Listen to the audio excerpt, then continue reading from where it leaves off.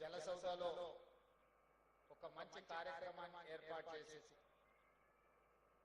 తెలంగాణ రాష్ట్ర అభివృద్ధిలో భాగస్వాములు కాబోతున్న మిమ్మల్ని అందరినీ ప్రత్యక్షంగా కలుసుకునే అవకాశం కల్పించి నాతో పాటు హైదరాబాద్ ఇన్ఛార్జ్ మంత్రివర్యులు పొన్నం ప్రభాకర్ గారిని,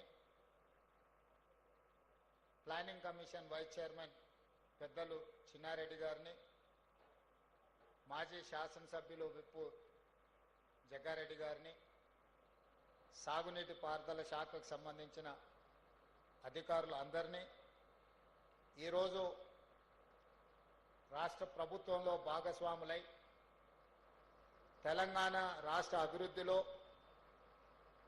తెలంగాణ రాష్ట్ర పునర్నిర్మాణంలో భాగస్వాములు కాబోతున్న మీ అందరికీ మనస్ఫూర్తిగా అభినందనలు తెలియజేస్తున్నా.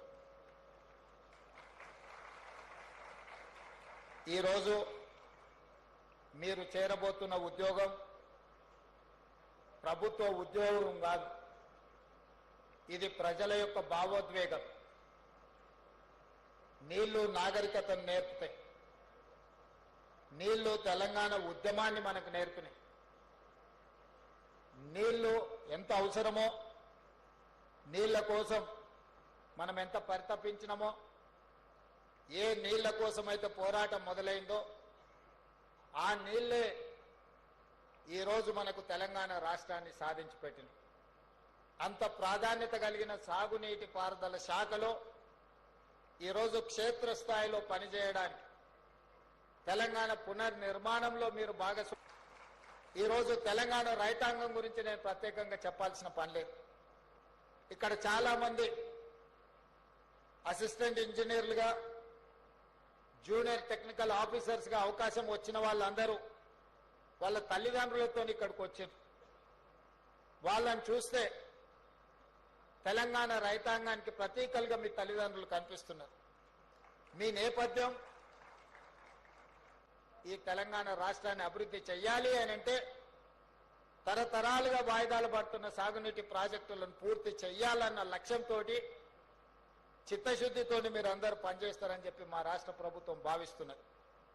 ఈరోజు మీకు అందరికీ తెలుసు, ఆనాడు తెలంగాణ ఉద్యమ సందర్భంగా కొన్ని రాజకీయ పార్టీలు నీళ్లు, నిధులు, నియామకాల పేరు మీద ఆనాడు జరిగిన తెలంగాణ ఉద్యమాన్ని భావోద్వేగంగా మార్చి రాజకీయ ప్రయోజనాలు పొందడమే కాదు, 2 సార్లు అధికారంలోకి వచ్చి ప్రభుత్వాన్ని నడిపించిన 10 సంవత్సరాలు.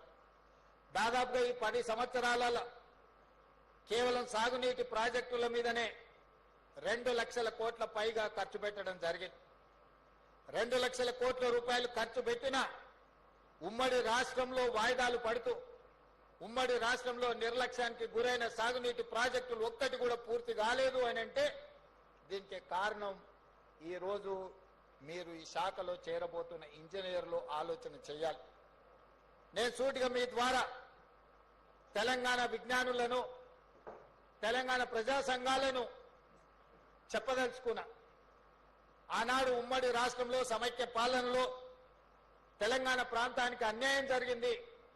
లేకపోతే తెలంగాణ ప్రాంతంలో పాలమూరు రంగారెడ్డి కావచ్చు, కల్వకుర్తి కావచ్చు, భీమా కావచ్చు, నెట్టంపాడు కావచ్చు, కోయిల్ సాగర్ కావచ్చు, హంద్రీ నీవా కావచ్చు, ఆంధ్రప్రదేశ్లో కట్టిన ప్రాజెక్టులతో పోల్చినప్పుడు తెలంగాణలో సీతారామ కానీ, ఇందిరాసాగర్ కానీ, రాజీవ్ సాగర్ కానీ, లేకపోతే దుమ్ముగూడెం కానీ, ఇలా చెప్పుకుంటూ పోతే సమ్మక్క సారక్క కావచ్చు, ప్రాణహిత చేవెళ్ళ కావచ్చు, తెలంగాణ ప్రాంతంలో కట్టిన ఆనాటికే ప్రారంభమైన ప్రాజెక్టులు, జలయజ్ఞంలో భాగంగా ప్రారంభమైన ప్రాజెక్టులు తెలంగాణ రాష్ట్రం వచ్చిన 10 సంవత్సరాలలో ఏది పూర్తి కాలేదు. ఈనాటికి ఆ ప్రాజెక్టులు వాయిదాలు పడుతూనే వస్తున్నాయి. 2 లక్షల కోట్ల రూపాయలు ఖర్చు అయిపోయిన నీళ్లు, ఈ నిధులు వరదలాగా నీళ్లలాగా పారినాయి. మరి ఆ నిధులు ఎవరి జేబుల్లోకి వెళ్ళినాయో ఈరోజు మీరు ఆలోచన చేయండి. అందుకే ఈరోజు ఇదొక భావోద్వేగం అని ఎందుకు అంటున్నా అంటే, ఉమ్మడి రాష్ట్రంలో 4-5 దశాబ్దాలు వాయిదాలు పడ్డ ప్రాజెక్టులు ప్రత్యేక తెలంగాణ రాష్ట్రంలో కూడా 10 సంవత్సరాలలో పూర్తి కాలేదు.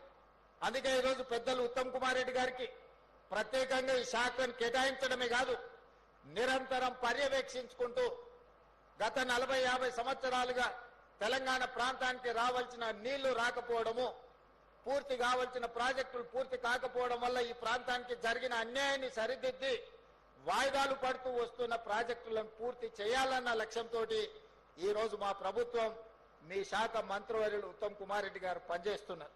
అందుకే ఈ శాఖలో నియామకాల విషయంలో ప్రత్యేకమైన శ్రద్ధ పెట్టి శాఖలో ప్రభుత్వ ఉద్యోగులు బాధ్యతతో పనిచేసినప్పుడే ప్రాజెక్టులు పూర్తి అవుతాయి. మరి ఆ శాఖకు సంబంధించిన ఉద్యోగ నియామక పత్రాలను 10 సంవత్సరాలు నియమించకపోవడం వల్ల వాయిదాలు పడుతూ వచ్చినాయి. అందుకే సెప్టెంబర్ 2024 నాడు దాదాపుగా ఇక్కడనే ఇదే వేదిక మీద నుంచి 738 మంది అసిస్టెంట్ ఎగ్జిక్యూటివ్ ఇంజనీర్లను, అదే విధంగా జూనియర్ అసిస్టెంట్లను ఇదే వేదిక మీద నుంచి నియామక పత్రాలిచ్చి భుజం తట్టి ప్రోత్సహించినాం. ఈ రోజు మళ్ళీ దాదాపుగా 423 ఉద్యోగ నియామక పత్రాలు అందించడం ద్వారా ఈ శాఖలో 1161 మందిని ఈ 14 నెలల్లో నియామక పత్రాలు అందించి ఈ శాఖను ముందుకు నడిపించాలన్న ఆలోచనతో ఈరోజు ముందుకెళ్తున్నాం. అదేవిధంగా ప్రాజెక్టుల నిర్వహణ కోసం లష్కర్లు అవసరం. దాదాపుగా 2000 మంది లష్కర్లను ఈ 14-15 నెలల్లో నియామకాలు చేపట్టడం జరిగింది. ఈ రాష్ట్ర ప్రభుత్వం యొక్క మొట్టమొదటి ప్రాధాన్యత ఉన్న శాఖ ఏదైనా ఉంది అని అంటే సాగునీటి పారుదల శాఖ అని చెప్పి నేను ఈరోజు చెప్పదలుచుకున్నాను. ఈరోజు ఇది నేను కాదు, మొట్టమొదటి ప్రధానమంత్రి పండిట్ జవహర్లాల్ నెహ్రూ గారు దేశ స్వతంత్రం వచ్చిన తర్వాత ఆ రోజు ఉన్న ఆర్థిక పరిస్థితుల్లో, ఆ రోజు దేశంలో నెలకొన్న పరిస్థితుల నేపథ్యంలో మొట్టమొదటి ప్రాధాన్యత కింద ఇరిగేషన్ అండ్ ఎడ్యుకేషన్ ని పండిట్ జవహర్లాల్ నెహ్రూ గారు బాధ్యతగా తీసుకున్నారు. ఈ దేశంలో ప్రజలు చదువుకుంటే ప్రపంచ దేశాలతో పోటీ పడతారు. ఈ దేశంలో సాగునీటి పారుదల ప్రాజెక్టులు, ముఖ్యంగా బహుళార్థక సాధక ప్రాజెక్టులను నిర్మిస్తే రైతులు ఆత్మగౌరవంతో బ్రతుకుతారు. ఆనాడు కరువుతో ప్రజలు చచ్చిపోతుంటే కరువు నుంచి ప్రజల్ని కాపాడడానికి సాగునీటి ప్రాజెక్టులను ప్రాధాన్యత కింద తీసుకున్నారు. మొట్టమొదటి ప్రధానమంత్రి మొదటి ప్రాధాన్యత కింద తీసుకున్న ఇరిగేషన్ అండ్ ఎడ్యుకేషన్ ఈ రోజు ప్రపంచ దేశాల ముందు మనం ఆత్మగౌరవంతో నిలబడే విధంగా ఈ దేశం అభివృద్ధి చెందింది. ఈ రోజు ఆహార ఉత్పత్తిలో మిగులు దేశంగా మన దేశం నిలబడ్డది అని అంటే ఆనాడు బాక్రానంగల్ డ్యాం నుంచి మొదలు పెడితే నాగార్జున సాగర్, శ్రీశైలం, అదే విధంగా ఎస్ఆర్ఎస్పి ప్రాజెక్టుల వరకు మొట్టమొదటి ప్రధానమంత్రి పండిట్ జవహర్లాల్ నెహ్రూ గారు వేసిన పునాదులే ఈ రోజు తెలంగాణ రాష్ట్రంలో సాగునీటి ప్రాజెక్టులు. చాలా సందర్భాలలో మాట్లాడుతున్నారు, మేము 1 కోటి ఎకరాలకు నీళ్లు ఇద్దామనుకున్నాము, 1 కోటి ఎకరాలకు నీళ్లు ఇచ్చినామని. ఆనాడు కాంగ్రెస్ పార్టీ పండిట్ జవహర్లాల్ నెహ్రూ గారు మొదలుపెట్టిన నాగార్జున సాగర్, శ్రీశైలం, శ్రీరామ్ సాగర్ చూడండి,